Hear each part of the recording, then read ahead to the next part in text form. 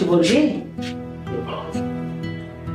বলছিলাম কি আম্মা, এই সব সয় সম্পত্তি আমাকে বুঝিয়ে দাও। বোঝানোর কি আছে? যা সম্পত্তি আছে সব তো তোরই। এইভাবে না, আমাকে সব লিখে দাও। লিখতে হবে কেন? তোর সম্পত্তি তুই পাবি। আমি এত কিছু জানি না, আমার সব সম্পত্তি আমার নামে দলিল করে দাও। আরে পাগল, দলিল করতে হবে কেন? সব সম্পত্তি তোর, তুই আমার একটা মাত্র ছেলে। আমি বলছি না সব সম্পত্তি আমার নামে লিখে দিতে? ঠিক আছে, তুই আমার একটা ছেলে, তুই যা বলবি তাই হবে। আম্মা, আমি তোমাকে অনেক ভালোবাসি। আমিও তোকে অনেক ভালোবাসি বাবা, অনেক ভালোবাসি। ঠিক আছে, আমি রুমে গেলাম। যা।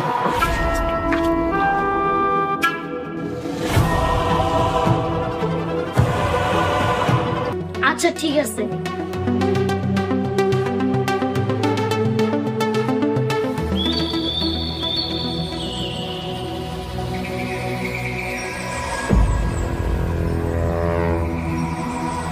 আরে আরে আরে কি করতেছেন আপনি?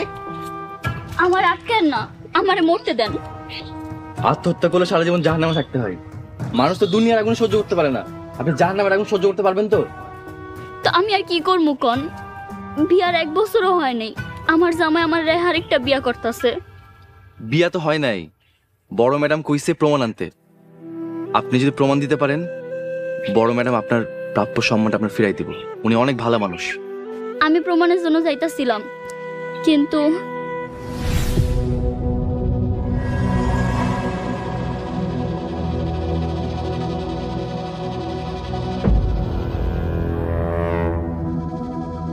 আমার সেবা করবি, আমার আগে পিছে ঘুরঘুর করবি, দরকার হলে আমার হাত পা টিপে দিবি। নাউজুবিল্লাহ, আপনি একটা মায়া মানুষ, আপনার শরীর আমি স্পর্শ করতে পারবো না। ইস, আসছে আমার সাধু মানুষ। মেয়ে মানুষ কি স্পর্শ করা পাপ আর চুরি করা পাপ না? আহা, হয়েছে তো। ঠিক আছে, হাত পা টেপা ছাড়া তুমি সব কাজর করবে, ঠিক আছে? যাও ভেতরে যাও। জি ম্যাডাম। তুই ছেলেটার সাথে একটু বেশি বেশি করতেছিস। আরে চুরি করেছে, চুরির শাস্তি তো পেয়েছে, ওকে একটু শুধরাতে দিবি না? চুরির শাস্তি পেয়েছে, আর আমাকে অপমান করার শাস্তি, সেটার কি হবে? তোকে অপমান করেছে কবে? এত তাড়াতাড়ি ভুলে গেলে? আমরা যেদিন প্রথম গ্রামে আসি সেদিন গাড়ির নিচে পড়ে আমাকে কি অপমানটাই না করলো। সেই পুরনো কথা এখনো মনে রেখেছিস?